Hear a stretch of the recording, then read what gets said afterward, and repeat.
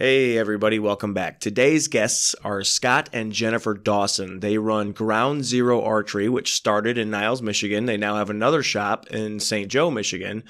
We talked all about that, shooting off a horseback, bow fishing for stingrays, just archery in general. They are fanatics and they are very, very knowledgeable. Without further ado, please give it up for our friends Scott and Jennifer Dawson from Ground Zero Archery. Until we get our new studio type, it gets cut out of the audio or the video for 4 people. Yeah, they get to watch the back corner of my head. Awesome.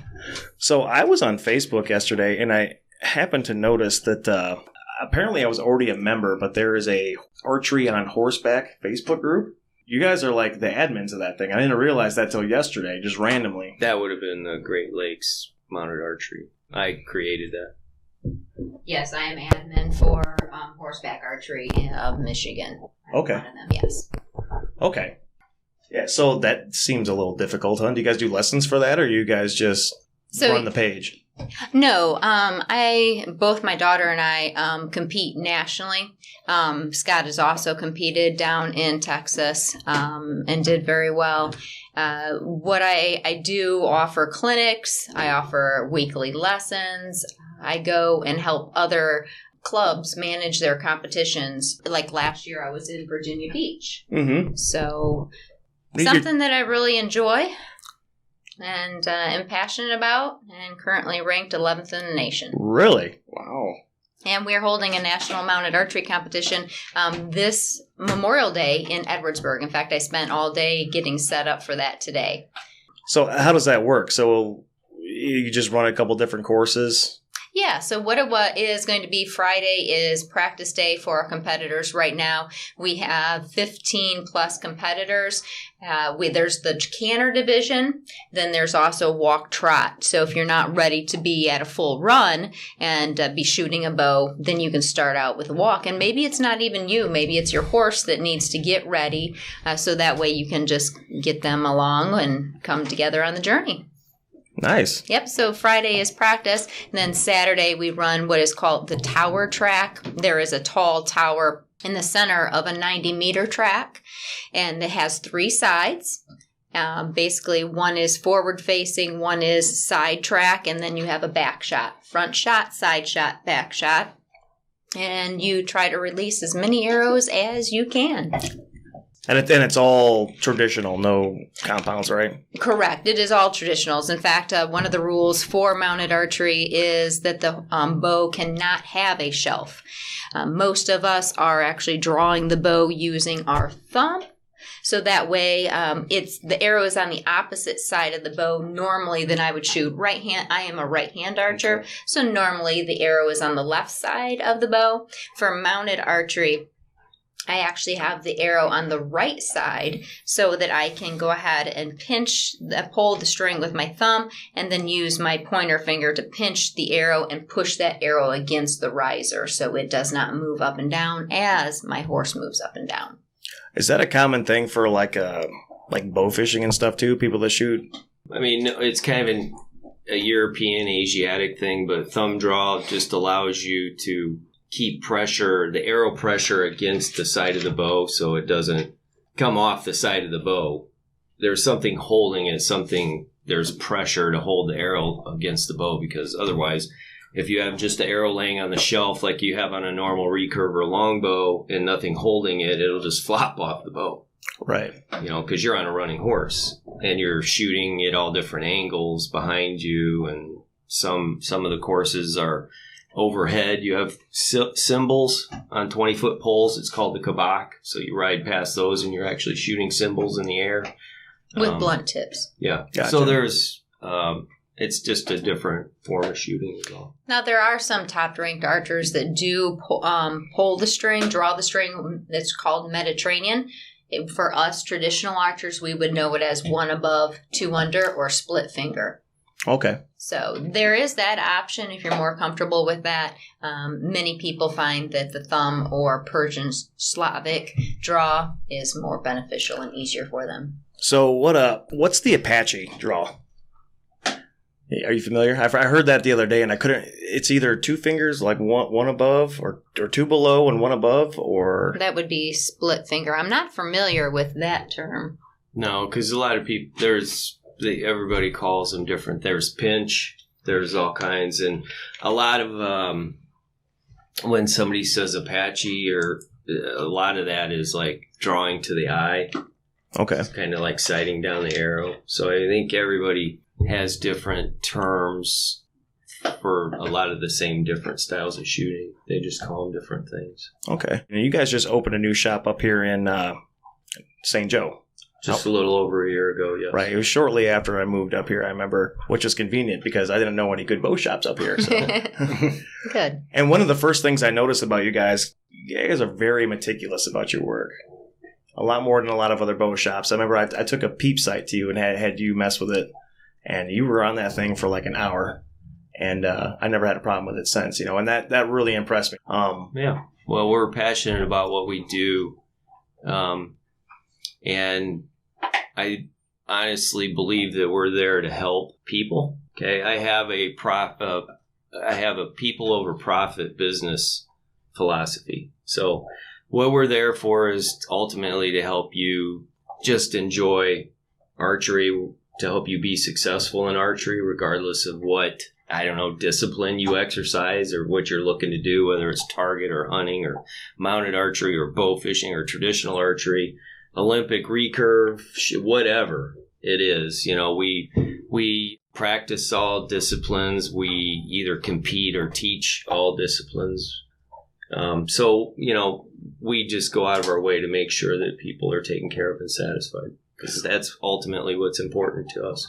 We we treat people the way we would want to be treated. Yeah, I don't even, bow sales and things like that. You can come in with a 20-year-old bow and say, can you just do a safety check over, or I'd like a tune or whatever. I don't want that bow going out the door if I wouldn't get in a tree or a blind with it myself, period. That's just the way I look at it.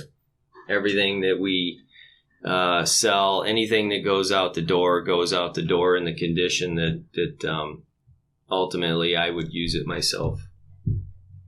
Giving traditional lessons, is it a lot of people getting into archery for the first time, or is it a lot of like compound shooters trying to make the switch? Like, what would you say would be more of the people you deal with for traditional? Yeah, I would say for traditional, it's more new people than it is probably easier to teach then, huh? People converting. Yeah.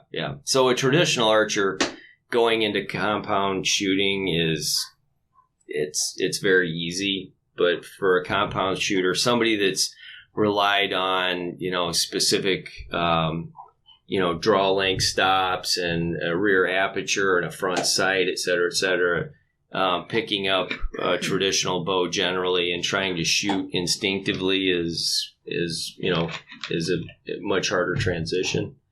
But for the most part, traditional archery, all the people we see coming in and wanting to get into traditional archery are generally people that are just getting into archery, maybe had shot a compound before years ago, and then coming back and not going right back to compound. They want to try traditional. So I think the traditional discipline is really growing. Actually, it has been for several years. It's been exploding, and I think it's picking up even more. I think people are looking for more of a challenge and something that's more satisfying. And, with a traditional bow in your hand, you have to be more of a hunter. Right. You have to be more of a hunter. It's you don't have a sight to depend on. You don't have all your gadgets and gizmos. You don't have, approaching 300 plus feet per second. You don't have wide mechanicals to rely on, those kind of things. Right. And it's going to take more discipline on time, because with a compound and those aiming aids and things, you can... The learning curve is a lot steeper. So you got to compound archery, because you have release aids, you have, all this stuff. And so, it takes a lot longer to become proficient and comfortable and confident enough to get in a tree or a blind, and take a shot on a live animal. There's a huge range difference with that too. I've seen a lot of deer walk by at 25 yards. because I won't take a shot at them. I mean, you take a compound, and I see guys take 60-yard shots on elk all the time. Yeah. Even guys up here, some of them take that shot on a whitetail, but yeah, you go out there with traditional longbow or recurve, man, I can't hit the broadside of a barn at 30. Yeah. I'm comfortable on an elk size game at 30 yards, but as far as deer, I consider elk pretty slow and lumbering, and they seem to generally be pretty comfortable in their environment. Deer are generally, hypersensitive, and they're just fast. Right. Typically on my traditional builds, I'm running 47 pounds at 28-inch draw. For me, it ends up being, 50, 51 pounds. My arrow setups are anywhere from 600 to 700 grains total weight. So my arrow speed is anywhere from 165 to 175 feet per second. A lot slower than a compound. Much slower. So I'm taking 12 and 15-yard shots comfortably.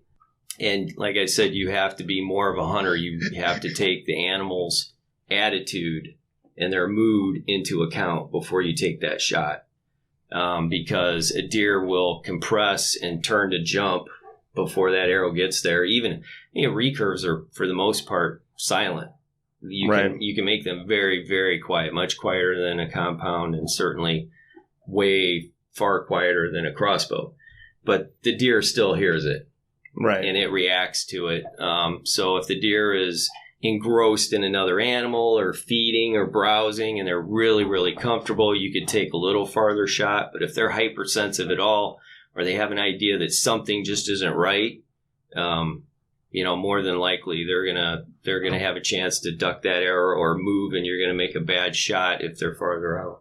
I feel like a lot of us have learned that lesson as young hunters. I know I have. Yeah. Oh, yeah. I learned very early on that a deer's first movement is down. Yep, down. They compress to jump. Everybody says they duck the arrow. Well, it actually is ducking, I guess, per se, but they generally are compressing to turn and jump, and they think, it's ducking. Right. So, but yeah, when you first get into kind of the hunting game and you're out there and you really want to make something happen and you kind of push for it, and yeah, that's when you can make a bad shot, and then sleepless nights and all that. Yeah. I'm assuming you only deer hunt with traditional. 90% of the time. Okay. So is there a different broadhead you would use for a traditional bow compared to a compound bow? Yeah, absolutely. So no mechanicals. A recurve just doesn't generate enough speed and energy to open up a mechanical and get good penetration. Typically, some of the most popular broadheads are, say, 175, 200, 250, 300 grain, 2-blade single bevel broadheads. Let's talk about that bevel for a minute, because that's pretty important, right? Mm-hmm. You're the expert, not me, but I keep hearing people talk to me about bevels when you're looking at broadheads. So what's the difference between a double bevel and a single bevel? Well, a double bevel is like a knife edge. Okay. So if you looked at the very center of the tang, the blade, it tapers on both the left and the right side. A single bevel only has a taper on one side. One side is ground and the other is flat. So you either have a left bevel or a right bevel. So what would be so advantageous about having a single bevel compared to a double bevel? I almost don't think there is a whole lot of difference. For me, the honest truth is I can't sharpen a double bevel to save my life. That is the honest truth. And so a single bevel, a couple of swipes with a file, and then once on the back, on the flat side to knock the burr off, and you could shave anything. Okay. Very, very, very simple to maintain. Typically, people, you have left wing, right wing feathers in traditional archery, just like, you could fletch left or right wing if you put a helical on vanes on a compound arrow. And so somebody with a left helical feather on their arrows would typically want to run left bevel. A helical is, so like if you look down the barrel of a rifled gun, you'll see the twist inside the barrel. A helical on feathers or vanes is the same thing. The feather will actually twist on the shaft or helical down the shaft. So, like factory fletched arrows in boxes from manufacturers for compound bows generally have like a 1 degree offset or 1 degree helical. Just to get a spin? Yes. Yep. To just stabilize the arrow in flight. Now, if it wasn't spinning, it wouldn't fly right. No, it will. You can totally do straight fletch. And some shafts you can shoot bare shaft and they'll have a natural rotation left or right. And I mean, that's kind of a part of bare shaft tuning as well, which is a very complicated thing that we could get into, but I don't think we have enough time for that. A lot of traditional archers prefer a left wing fletching style. Okay. Right-hand shooters anyway. And some people don't care. I'm in the don't care camp.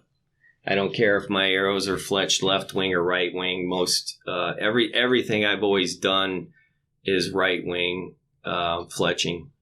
Yeah. Do you think there's a reason why most right-handed shooters like? Well, it's the way the arrow comes off the shelf or off the bow itself. If you're shooting offhand, the left wing feathers kind of help clear the riser, pulling the arrow to the left. Okay.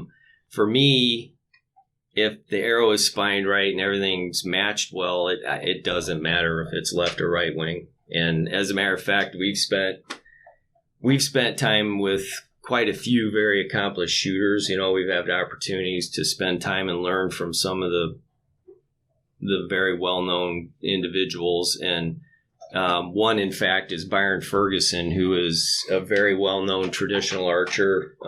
He's a world-renowned trick shooter, et cetera, et cetera. And I asked him specifically about that, and he said it makes absolutely no difference whatsoever if you fletch left or right wing and you're left or right-handed. But he said if you want to start a good fight, just mention it in a group and walk away. And so, I'll take his advice. Now, if you were shooting a compound bow, what broadhead would you run? So in the very beginning, what was it, the 03s, 02, somewhere back then when this whole mechanical thing took off and there was a really popular brand. I tried them and had my very first one fail. Are you talking? I don't know what it is. So I recovered the animal only because I backed out, and 6 hours later I got him, right? Suffocated on its own blood. And it was a pencil hole in and out. Center punched him. Yeah. So I recovered the animal, but the broadhead did not open. So from there it was, 15 years of thunderheads. Because that's what I always used before. You could get a 5-pack for whatever it was at Walmart or wherever, right? Cheapies. Yeah. Yeah, so 100 grain thunderheads was my go-to, and I never had a problem with them. Always got wrinkled blades on muzzies every time I tried them. Yeah, if I hit a rib or something, there was a wrinkle, but them thunderheads were just indestructible. So when we decided to start the shops, I was putting bows together, and I decided once again to try a mechanical, and I actually tried a Schwacker hybrid. Okay. Absolutely devastating. Schwackers are the big spread, right? Got nothing. Well, these are 1 3/4 inch, but they do have 2 little fixed blades on them as well, so it's a hybrid. And I run, my arrows are only 480 grains. I run a reduced diameter, so it's 4 millimeter deep impact. So total arrow weight with 100 grain broadheads like 480. And most of the bows I've used in the past 3 years have been Obsessions. Typically 65 to 70 pounds. My arrows are running right at around the 300 at 29-inch draw, 300, 314 feet per second. So I found that the deep impact reduced diameter, that 4 millimeter, and that Schwacker hybrid were just absolutely devastating. The thickness of the shaft is pretty important, right? Well, I just found that out last year from you guys, actually. Yeah, I've moved to the the reduced diameter because obviously there's less surface tension on a pass-through. I mean, you just can't get away from that. Less crosswind interference because you have less surface area. That's not really such a big deal for us here in Michigan because most of us don't take 60-yard shots on deer, and as you shouldn't in Michigan. Well, and the other thing is when you reduce your outer diameter to maintain spine, you have to increase the wall thickness. So just inherently, you're building a more durable shaft. Right. Period. So, and you can see that if you grab like 23s or 25s or 27s, any of those target shafts, you can squeeze them and feel them flex because to maintain that spine with the larger outer diameter, you have a much thinner wall thickness. Well, as you go down in outer diameter, you're increasing wall thickness and you're just making a more durable shaft.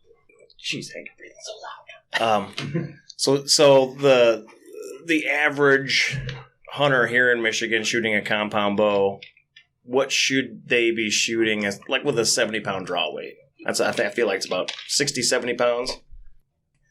So you mean as far as just the overall arrow build, or just the diameter of the actual arrow? Because that's something I never paid attention to before. Yeah. Well, so you could shoot anything. I mean, you shoot 5/16, 5 millimeter, which is your axis, rampage, et cetera, et cetera. You could shoot your 4 millimeter, which is, deep impact, the new long range stuff from Easton. So they have 4 millimeter FMJ, 4 millimeter axis. I mean, you could shoot anything, and some people prefer, one over the other. You're going to pay a little more for the reduced diameter. Give me a second. I gotta let him out. Yeah, keep going. You're good. Hey, come here, buddy. Every time we try this, buddy. Come here. Hank. Well, Hank likes our guests. That's now he's laying down. Now he's. Oh yeah, he knew exactly what you were gonna do, so he came right in between us. He's locked in now. Okay, sorry.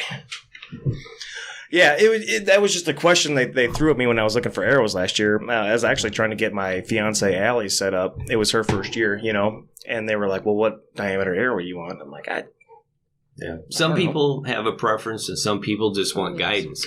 I don't think I've ever watched a podcast before or listened to one. You know what I mean? But there's tons of people coming in the past couple of years watching this podcast or that podcast, right? Or whatever. And they're like, they told me I got to do this, or I got to shoot 1,000 grain total weight arrow now out of my 60-pound compound bow, or et cetera, et cetera. And so some people just come in that got information that they gleaned off the internet or whatever, and they thought it was really good or bought into it or whatever. And then so we kind of just build something for them or recommend something that fits the requirements they come in with, right? Mm-hmm. The best thing, honestly, because kinetic energy is what it's all about. So, you got FOC, you got kinetic energy, you got all this stuff. And there's an area, there's like a sweet spot on everything, right? Right. So somewhere with your draw length, with your bow, I mean, the cams make a difference. Is it a single cam? Is it a dual cam? Is it an aggressive dual cam? Is it a fast bow? Is it, not fast? So all these things kind of play into how you build your arrows. Mm-hmm. And kinetic energy ultimately is like the end result of everything you do. It's it's bow speed times arrow weight divided by 450,240. That gives you foot-pounds. It's not like you've ever done that before or anything. Well, because we figure it for everybody. I mean, we traditional archers. Right. Somebody comes in and says, "Hey, I want to do this. I'm going to be hunting. I got a 45-pound longbow. I got a 26-inch draw length. Et cetera, et cetera." Well, you're going to be a pretty hard push if you want to get to 40 foot-pounds kinetic energy to go hunt bear or elk. Right. Which I think we had the gentleman from New York somehow was on his way up to a bear hunt. That was Bustamante, yeah. Yeah, he just found our shop, and so Yeah, you tell the story. Well, he wasn't comfortable with his setup, and he knew that when he left New Jersey. New Jersey. Oh, okay. So he was on his way, like he was going to go up through Wisconsin or whatever. He had a bear hunt he was going to, and he found us, and he stopped in and said, "Hey, can you check my equipment out? I want to do this. I want to do that. We checked everything out and put his bow through the chronograph and gave him some numbers as far as his KE and this and that, and changed some other stuff for him. And yeah, he was thrilled to death. He went up, he got his bear, he sent us a picture. It was really cool. This has happened actually several times. We weren't open. We were only open 2 months, and we had a gentleman come in, and he saw that we had a lot of traditional gear. So, and he had a longbow. Him and his friend, they both had longbows, and so they were traditional shooters. And he had only been shooting, I guess, for a year or so, not that long. And so he said, "Hey," he goes, "I hunted here, for deer not too long ago." And he goes, "I made a perfect shot on an animal, just perfect. But I only got this much penetration, and he's showing like 3 inches, if that." And he says, "What do you think is wrong?" And I said, "Your arrow's too light." Right off the bat, your arrow's too light. If he made a good shot and he hit it where he needed to and he only got that much penetration, his arrow build was all wrong. So I said, let me see your arrow. So he gives me the arrow. I don't even remember what brand the shaft was or, what it had on. It had just 100 grain, whatever broadhead, like a Muzzy or something like that. The total arrow weight might have been 360, 370 grains. Way, way, way too light. So I said, let's go on the range. I'll have you put this thing through the chronograph and let's see what you got. He had a 45-pound longbow, 27-inch draw length, and based on his arrow speed and weight, he was getting about 13 foot-pounds of kinetic energy, which is nothing. And so he was sufficient to kill a squirrel. Yeah, pretty much. I mean, so he says, well, I got this and that. I bought these arrows. So at so-and-so, they told me this is exactly what I need to hunt with. And I said, that's exactly what you don't need. You need, you're going to need something built for you to get your KE up so you can ethically harvest an animal, because it's not going to happen with what you have. So he said, would you, figure out what I need? And I ran the numbers, and I told him, I said, at your draw length and you're shooting a longbow is not as efficient as a recurve. Much slower, not as much energy. Doesn't get it. So I told him, I said, you need, at your draw length and what you're doing, I said, you need a 50-pound bow. You need to go up in weight. And so he ordered from his bowyer, the bows he likes, he ordered a 50-pound bow. And I told him, I said, you need a 625 grain arrow, and that's going to get us around 39 to 41 foot-pounds kinetic energy with your draw length. And he said, build me the arrows. So I built the arrows for him. He got his bow. And oddly enough, the whole thing was he was really kind of passionate about getting the right information and the right help and everything together, because he had already booked a bear hunt in the spring that he was going to. And he wanted to do that with his longbow. And so I built the arrows for him. He got his 50-pound bow in. He shot our trad league through the winter, kept his skills sharp, developed more, better.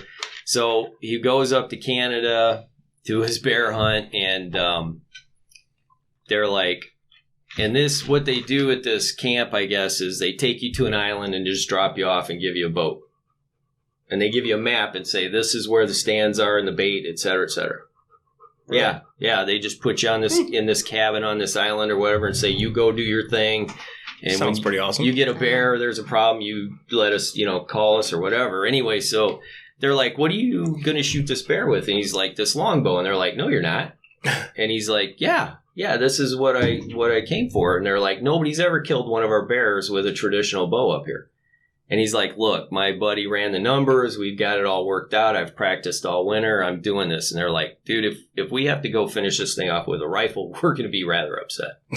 And he's like, no, it ain't going to happen. He's like, I can do this. And they're like, all right. So it was like day 2 or something.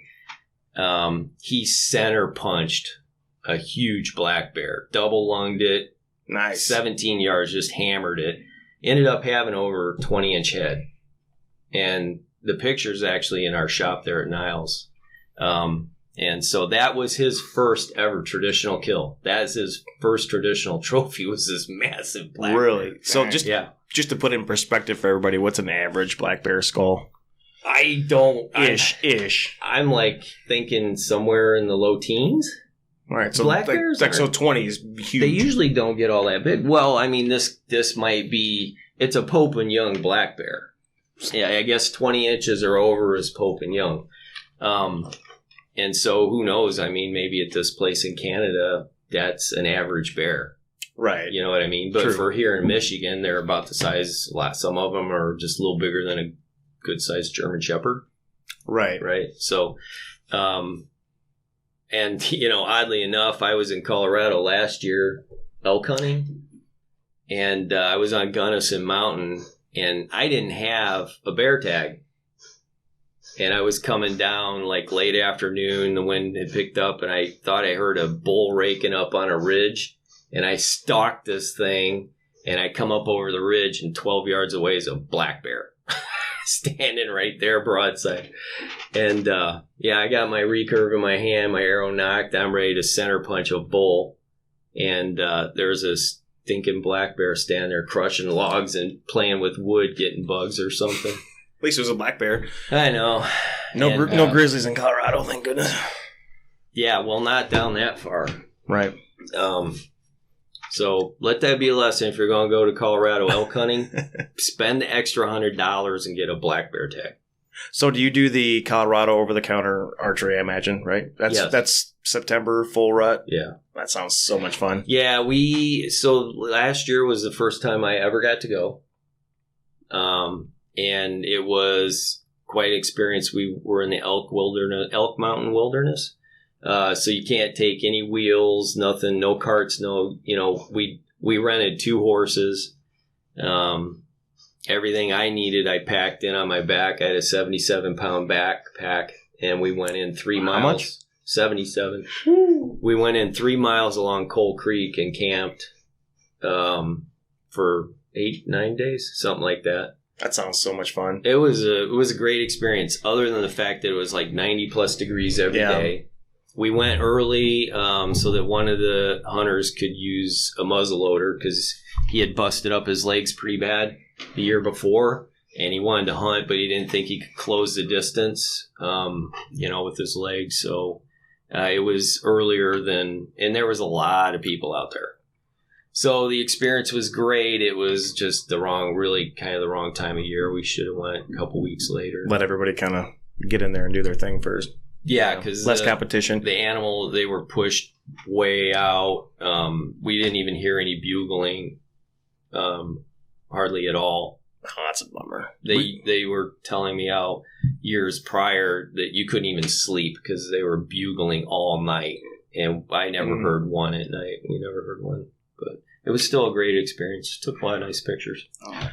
We had a similar experience out in Idaho. Went out with my brother, and so many people at every trailhead. Every time you walked up, it's just like, okay, we're at the end of September. They should still be bugling then. Nothing. Dead quiet. You couldn't get anything. My buddy lived out there. Well, the day we left, like, everybody had cleared out. Season was closed down, and they went back to archery instead of rifle. And he was up there for mule deer. Well, everybody had left, and nobody was there for elk. They were singing all day long. Wow. Yeah. Competition is a serious thing, though. Like when you just reminded me of that when we were out antelope hunting in Wyoming. It was the same kind of thing, man. It was like you'd start putting on a stalk, and what out there you can see forever. Yep. Like, oh, there's some orange hats. Mm-hmm. So, they're closer than we are. So yeah. So that's a bummer. And actually, I was supposed to go in September for the same hunt that you went on. Mm-hmm. With the baby coming, I kind of had to put the kibosh on that. But yeah, I want to do it bad because it's there's no drawing, right? It's all yeah. Sounds so much fun. Yeah, I've got some friends that do the points and all that, and I've never applied for points, never bought points. Colorado for points, you have to buy a valid license in order to buy a point. So in order to buy a preference point for, say, elk or mule deer or anything, you have to buy, like, say, a fishing license. That'll cost you $180 that you're not going to use. Yep. Yeah. With my elk, tag was a mandatory annual Colorado fishing license. Yeah. Which we used anyway because we had Coal Creek. Well, you're going to be there, but like my thing is like I'm trying to buy a preference point for the following year. Yeah. So for this year I have to buy a fishing license. Damn well I'm not going to go out to Colorado and go fishing. I would want to, but it's all for conservation. It's a good cause. And that's very true. But and trust me, if I had time, money. Oh, we'd be out there in a heartbeat. Oh yeah, for sure. Hey, the environment and conservation, I believe, is a good cause. I just don't trust government with money. Preaching to the choir. Yeah, we won't get into that. We lose enough of it, and you say no more. So, what I thought was very interesting at that wild game dinner we were at a couple weeks ago, you guys mentioned eating stingray. Mm-hmm. And you said that it's your favorite meat. Yes. Do tell. Well, it is. It's as far as actually harvesting the meat, it's a blast to be out on the ocean. It's like a tropical vacation. You can be barefoot or in sandals and running around and seeing all the wildlife, sea life underneath the water. Then you get the stingray, you get it in, and you don't, when you think of fishing, you think about having to debone. Mm-hmm. That's not the case with stingrays. There are 2 large fillets on the top and 2 smaller but large fillets on the bottom, and very fibrous but no bones. So for me, cooking them, it's very easy, and the meat is so, depending on how I season it, it can be any flavor you really want it to be. But it's just good. What would you compare the texture and taste of the meat to? It's shark or swordfish. So, how fish is flaky? Mm-hmm. And this is fibrous. It's like shark is fibrous. Yeah. It's not really a flaky No, I got you. I'm trying. And a stingray or the rays in general or skates are kind of like sharks, right? I mean, you can cut the wing off of a stingray like a cow nose, and it resembles a big fin off of a shark. Okay. And honestly, when you're flaying them out, the center of the body is where, the organs and stuff are and the gills, and you just work around that body cavity and then just fillet all the way out to the tip of the wing, because it's nothing but a very thick layer of cartilage that runs from that body cavity all the way out to the wing. And the knife won't even cut it, so they don't have any bones, do they? Mm-hmm. They're 100% cartilage. Yeah, I think even around the head and all that is pretty much just cartilage. And you said they're kind of a junk fish down there. Yeah. Yeah, that surprised us. When we first started and we put in, people asked us, are you going for those stingrays? And we were kind of hesitant because, we're not used to them, kind of majestic creatures. And he said, yes, we are. And they said, good, take as many of them as you can. Those stupid things just tear everything up. And we're like, oh, yeah, okay. What kind of damage do they do? Crab pods, and then they just tear up the bottom of the ocean. They go after, clams and stuff. Okay. So what they'll do is they burrow down into the bottom of the bays and make big holes. And then crab pots, they'll try to get crabs out of the crab pots and drag those or do whatever to them. And then there's a lot of people that wade for flounder gigging. Okay. And they'll step on them and get spiked, in the leg or something. So, you guys ever been spiked? Yep. How much does that suck? It wasn't fun. His thumb's still numb. Yeah, it's a nasty little poison they got. There's a gland in the tail, and the barb is actually fluted, and there's a really thin layer of skin around the barb. And so that gland secretes that toxin or whatever that is, and it runs down that flute, and it permeates, it's in under that skin. So when the barb goes into something, the skin on the barb tears, and then all the whatever gets in your flesh. And so... And what's it? I mean, it doesn't like... Is it like a bee sting kind of thing? Like it just kind of swells up, or? It's like a brown wasp sort of thing. Yeah. Which I don't know if you know what a brown wasp is. I got hit with a couple of those when we lived down in Texas, and it's like immediately your joints start to ache. Everywhere, or just where? Like right, it just starts to spread. Yeah. You know, if you get whacked in the hand, and then it's your wrist and down to your elbow, and it's kind of the same thing. But we used to do a stingray bow fishing tournament there in Virginia, and we were there one year, and we weren't doing the tournament. We were out there with friends shooting, and we heard that somebody actually got a barb drove into their thigh during the tournament, and they had to airlift that guy out because he almost died. Yeah, he got hit a couple times. Anaphylactic shock or something like that. Well, that's, I mean, Steve Irwin, right? Isn't that how he went? Well, he got poked right in the heart. Yeah. I mean, that was like, yeah. I mean, the barb looks like almost like a saw shark. Yeah, if it is. I mean, the barb is extremely well designed because you can slide it between. You can pinch your fingers together and slide that barb between your fingers, but when you go to pull it back, it grabs. It ain't going. Really? No. Mm. So when like I got hit in the end of the thumb, it didn't go in that far. I don't know how far it went in, but when I pulled my thumb off that, it pulled flesh out. How do they hit you with that thing? Because I'm trying to imagine because they're straight out. They're giant. They fold like a taco. Oh, like almost like a scorpion kind of. Yep. Okay. Yep. They will come right over and pop you. So we make sure that this barb is removed before they actually come into the boat. So all you have to do is just cut them, like grab them with Leatherman pliers and then cut them off, and then we fill water bottles. So then once you boil the barb, then they're fine. Their toxins are not there. It comes out as just a white, like that skull there. It comes out as white bone. They're pretty cool. Do you guys do anything with them? I keep them in bags. I haven't done it. I was going to make like a picture frame or something. I just haven't got around to it. Because I can imagine, like, I'm assuming like the Native Americans must have used them for something, right? Oh, you could easily put it on the tip of something and use it to like an arrowhead fish. Or yeah, even better. Because when they go in, they don't want to come out. So it would make like a good primitive bow fishing tip. Yeah. How often do you guys go down there? Not enough. Yeah, we used to do 2 weeks a summer, but because of is summer just a good time to go down? Because I would think living up here, you'd want to go down like I don't know, March. Well, we don't. I mean, we do the Outer Banks in Virginia, Chesapeake Bay.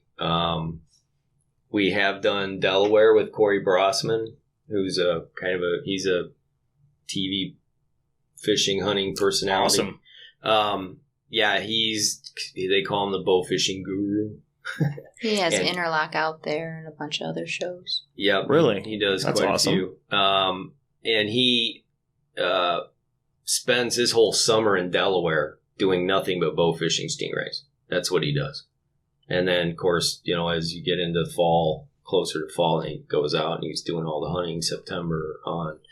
But he's the one that showed us how to bow fish stingrays. Yeah, so I'm assuming the refraction wouldn't be as big of a deal, or is it? It is same. Doesn't pretty big target, right? Right. Yeah, you got more of a chance of hitting a. Does it matter where you hit those ones, like head versus wing, or is it all kind of the closer to the body, the better? Okay. Out on the wing, because you go through that cartilage and you can tear out pretty easy. Okay. So you want to go for the center of the body as much as you can. But, I mean, just a little 50-pound ray fights like you. Little 50-pound ray. I was just about to ask, like, what's a big stingray? I mean, we've shot Southerns over 120 pounds. Most of them are bigger than this table. About half the size of this table is like average. So when you're taking meat, you're getting... Yes. Oh, yeah. Man. Yeah, Josh, I think we need to head down south.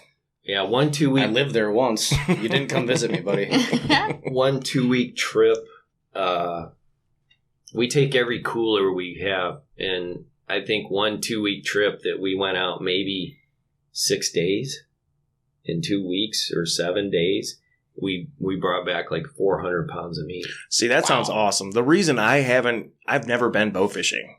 So the whole reason I've never done it was, around here it's carp, right?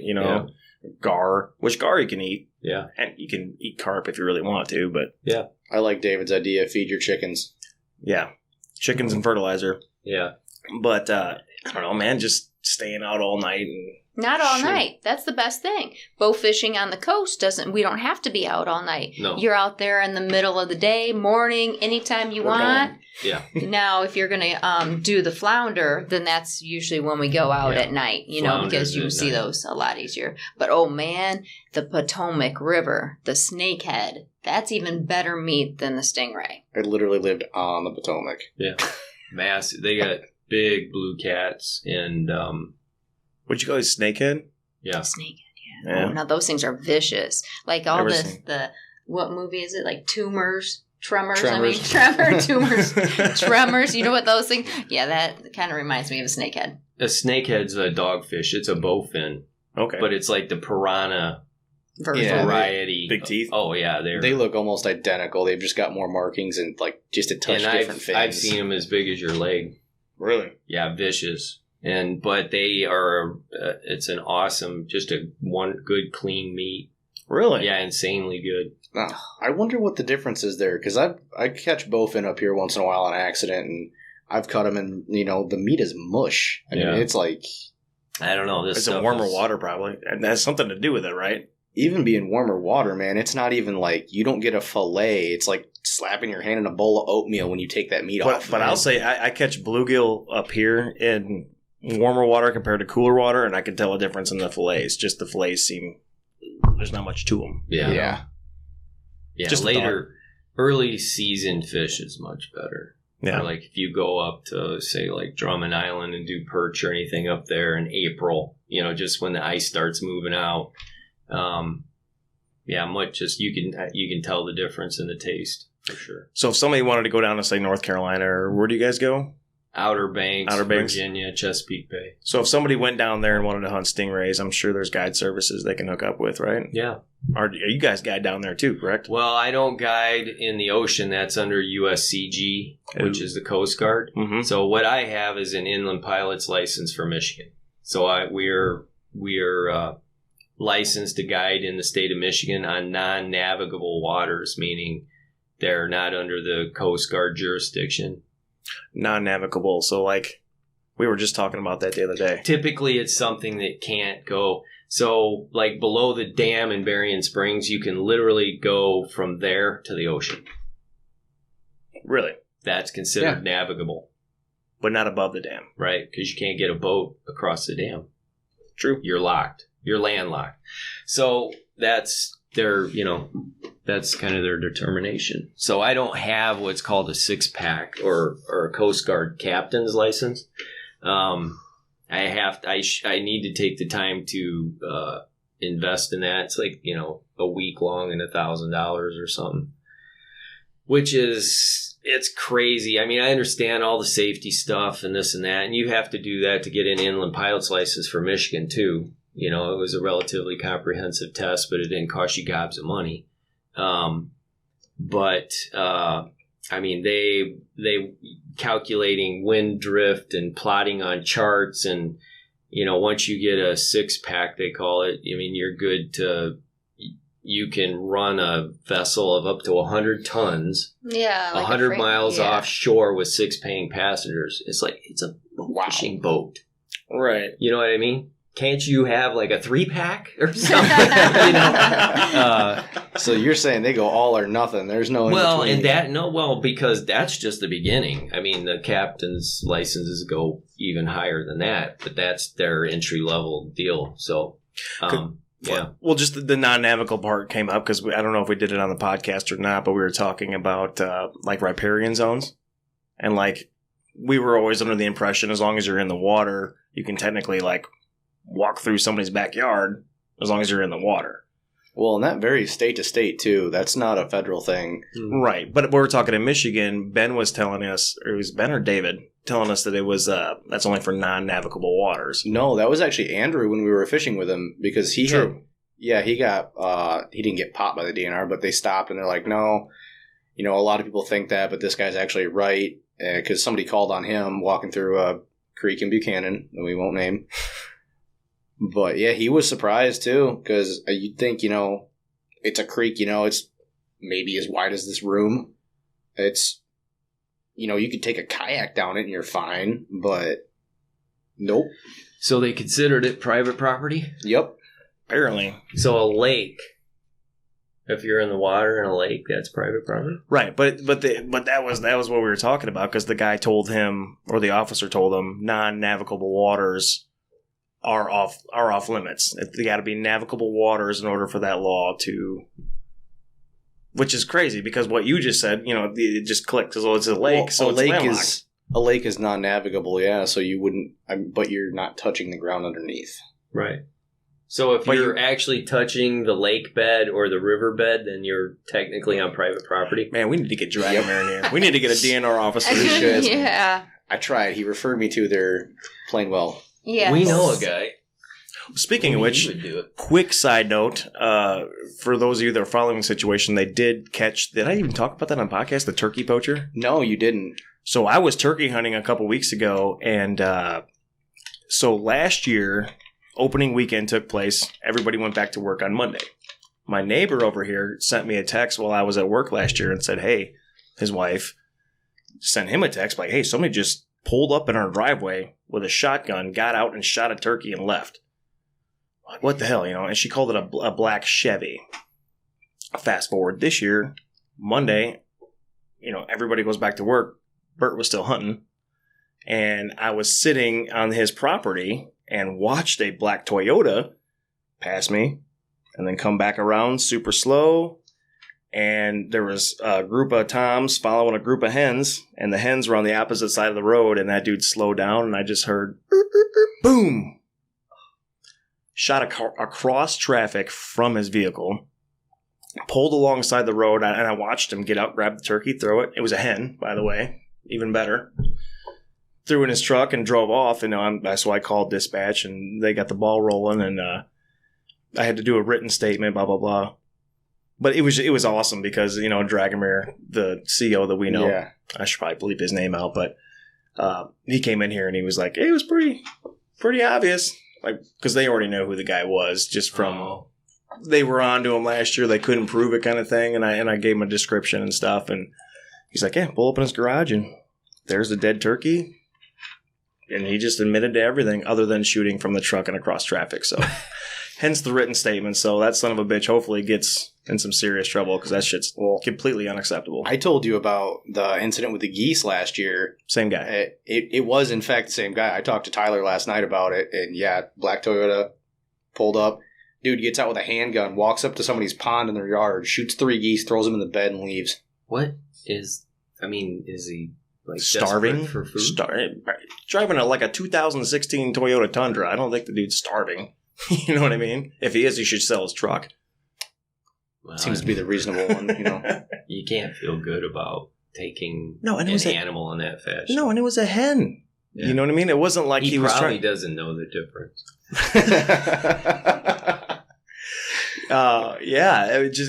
That's what struck me the strangest. It's like I can see some asshole shooting a giant buck or a giant bird out of a truck and being like, just show off to his buddies. Like, look what I got. Yeah. I don't know how you'd feel good about that, but it's probably just the thrill of it. He was getting away with it, and that's something that. And unfortunately, his jolly's off doing it. And that's what the CEO said. He's like, unfortunately, the dude's probably going to keep doing what he's doing. It just depends on how hard the judge is on him. You know what? I know who it is now. And when we know where he lives, I'm going to keep an eye on Brian Nedaba. Brian Nedaba is his name, everybody. You want me to spell it? Nedoba. He's an asshole. If he keeps getting hit with these charges, I can't imagine they're going to let him keep his truck. They're going to take everything. I've seen it happen before. You throw a poached animal in a vehicle and transport it, right there they have rights to take it. Anything you use. Well, if it was in his garage, maybe they could take his house. Oh, one would hope. We got to play Stump Typekey before we end this. So, oh man. So for you guys, I I know you haven't listened to the podcast because you said you never watched or listened to one. So what we do is every episode about a certain topic, I come up with 5 questions to ask Josh here. Yeah, he likes to make me look a little bit less intelligent than I actually am. Nice. Yeah, it's just fun. A little educational part of things. But so I didn't come up with all the questions this time, though. I made a Snapchat because I had a late night last night and didn't feel like doing them. So I made a Snapchat. Was Bobby part of this? No, actually. Paul Tucker. Oh, okay. Allie's farrier. Okay. Yeah. You know him? Yeah. Good guy. He was when I was over in the barn in Edwardsburg. Yeah. Good guy. Yeah, very good guy. Yeah, we love Paul. Let's see here. I'm really hoping these ones are multiple choice. I got you a couple true and false. We're going to start with a true and false. Ooh, nice. And this first one's going to be really tough for these guys not to answer, I'm sure. I mean, we just keep our mouth shut, right? Do I get a phone? Until he answers, then you guys can have him. Appreciate all the help I can get. So, like I said, these next couple questions are courtesy of Paul Tucker. So, he says, paper tuning your bow helps your accuracy. True or false? Paper tuning your bow. I'm going to go with true. He says false. Yeah, well... What kind of bow is it? So, I mean... well, it doesn't matter. Accuracy ultimately depends on the archer. Yeah. So, you could have an absolutely perfectly tuned setup.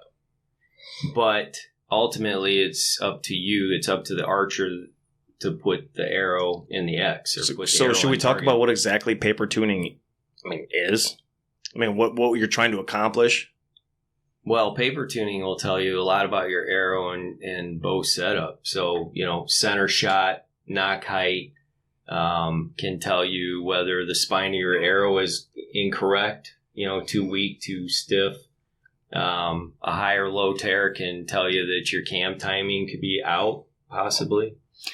So to back up, paper tuning is when you shoot an arrow through a piece of taut paper on a stand, and we are gauging how the hole goes through that paper, whether it's a nice clean hole or if there's an up tear, a side tear, how basically the hole making sure your arrow is flying straight and not whacking, basically, right? Yep. So it helps the bow be more accurate, but not the shooter. Well, that's not true either, because you can tell a lot about a person torquing a riser. So you can tell a lot about how a person shoots their bow or grips their bow or might, be torquing their riser by checking paper holes too. Because, I can hold a bow 2-3 different ways and get a different tear every time. Okay. I can make a bow that isn't, like, center shot isn't right. I can make that bow shoot a perfect hole by torquing. So the answer is true and false, to be, in a way, because even a poorly tuned bow will shoot the same way every time. Right. Yes. Yeah. It'll shoot consistently. It'll shoot the same way every time. So you could, I could shoot an arrow and I'm like, okay, well, I got my pin where it needs to go, but the tail, the arrow's kicking off the rest or whatever, and so it's shooting just high left, and so I'm aiming just low right.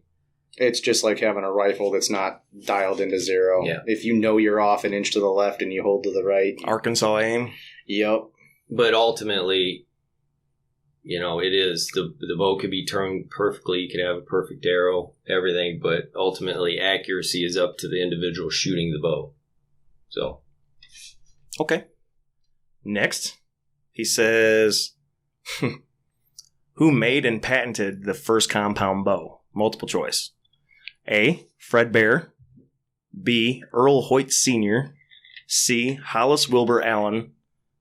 D. Bob Evans. If you say D, I'm going to throw something at you. He's got good sense. No, I'm struggling between Allen and Bear. I want to say it was Allen. Correct. Right? Yeah.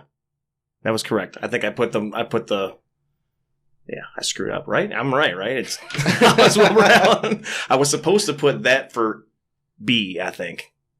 But yeah. Allen. Yeah, you were right, dude. Good job. I was looking into a little bit of that. I'm just getting back into the compound swing, so... No, so I'm assuming that was Allen bows? Yeah. Are they still a thing? No. They just make the broadheads and... Yeah, they've got... Same company, right? Archery accessory stuff, mostly, yeah. And then he says, what year was Matthews Bows founded? I don't know. I don't care. I don't like Matthews. I know. Hey, you take this up with Paul. So we got 1952, B, 1987, C, 1992, or D, 1997. And don't look at her. What? Well, you don't want me to say it's 87? Answer. 87. 92. According to Paul. He could be wrong. I didn't look up any of these. Last one. This one I came up with, and this is your last one. You really should have looked that up. Yeah. Is it 87 or 92? It would have probably been 92. I know. Cause he said 92. I graduated in 92, but 87. I would remember. No, I don't think so. I just do 87 in there because that's when I was born. So. Holy crap. What? Really? Oh, yeah. Why do I look older? No, that just makes us older. Much. I used to think looking older was cool until I got in my 30s. Yeah, how about when you haven't been carded for 10 years and you're 27? Right. Think about that. All right. Last one, Tyveke. Hopefully I worded this one right. All right. So, Robin Hood. This is a Robin Hood question. You ready? Go for it. All right. The Robin Hood motto of steal from the rich and give to the needy was believed to be about money. The real-life version was Robin Hood was killing and butchering the king's wild animals. True or false? True. True. Good job. Absolutely true. Good for you. I'm surprised you knew that. Or did you just guess? No, I know a lot of random facts, okay? I know you do. That's why it's so fun to play this game. Yeah, but the ones that are like actual factual about the topic, I'm like, oh. I was trying to figure out a ring size for my fiance when I was getting ready to propose to her, and I'm like, I don't even know what size she is. And Tyvke's like, well, random knowledge he's got in his head. He's just like, it's usually what'd you tell me, their shoe size or something? Typically within a half size of the shoe size. And I was told it's like 80% of people are right there, and that's pretty true. Some people are way off. Like my friend Lauren, not even close, but most people are within a half size. But you see what I deal with here. He just knows everything, so it's fun to try to stump him. Any good resource is a good resource. Right. We are over an hour, so if you guys got anything you guys want to add? Do you have any questions you want to ask? Do you guys do bow fishing trips all summer long, all throughout, like every weekend or all week? Well, typically it depends on the weather, right? So I kind of keep an eye on the weather. I have resources. I mean, we don't get out and scout because we don't have time. But I have other resources that I call up and say, hey, you think this will be good, or where have you been shooting, or whatever. Because we don't do the tournament thing, so people don't really care. They'll tell me, where decent spots are, so that I can take people out and they can have a good time. Usually only till about the middle of summer. Okay. Later in the summer, there's just the increased boat traffic, and the heat usually drives, the fish it's just not as good. And the shops are generally really picking up by then too. So, getting ready for deer season. Yeah. So if you want to beat the rush, head in now. So I usually just keep a list of people and then make phone calls and say, hey, are you available? You want to go out, tomorrow night or Thursday night or whatever. Like I'm taking a guy out tonight, and I've got two that are wanting to book trips. So I'm just basically put them on the list. Okay. Do you do like rental bows with that as well, or do you have to have your own setup? No, all the equipment's provided. Okay. Yeah, that's awesome. You can bring your own, but we've got bows for use, left and right hand. And I heard you guys got one hell of a setup for that boat. We almost brought it here. Yeah, the boats. Yeah, it's a custom built Prodigy from Jasper, Georgia. So it's kind of big and overkill, but it was built for the ocean. I mean, if it's comfortable. Awesome. Yeah, you could shoot 6 people off of it very comfortably. Oh, wow. There's no decks. It's a complete deck over, so you just walk around the thing. Light boxes. It's got 14 lights, 2 3,500 watt generators, and I just upgraded to a Harsh Technologies 120 volt AC troller. Wow. So I ditched the 112 pound thrust Minn Kota, and Dave Harshberger from he's in Napanee. He does Harsh Lock arrows. And I think he's calling it all, I think it's Harsh Technologies now, or Harsh Tech Bowfishing Technologies. So he actually last year, I don't know if he was working on it probably before last year, but last year was kind of when it popped up that he had developed a 120 volt AC trolling motor that plugs right into the generator. So no converters, no batteries, none of that stuff. That's awesome. So tonight will be the maiden voyage cool. with that new thing. So, and typically with our tub, because it's a 3/16 bottom, 1/8 inch side, it's a heavy rig. You know, it's got it's a prop tunnel with 140 horse Suzuki 4-stroke and a polling platform and a T-top and center so it's a really heavy boat. And usually we can get up to about 3 miles an hour cruising speed with a 112 Minn Kota, and he says we'll probably get at least 5, if not more, out of this new one. So, which will be very nice, especially with the stingrays, because usually once you center punch them, they take off, and they're bigger than the size of this, the width and length of this table. So you're quickly trying to go from a nice cruising speed to looking to having to really ripping it and getting after them. We lose some that way. I lost one last year, the year before. We lose big ones every year because they're just too fast. They just suck the bottle inside out. Or break the line or rip the bow out of your hand or whatever. But we have some bows with slotted reels now with buoys. So you just shoot them and they go. And you just follow the buoy. Oh, that's awesome. But the bigger ones, you got to get 2 to 3 arrows in before you can land them. You said they'll rip the bow out of your hand. Have you lost bows to stingrays? No, because you can see...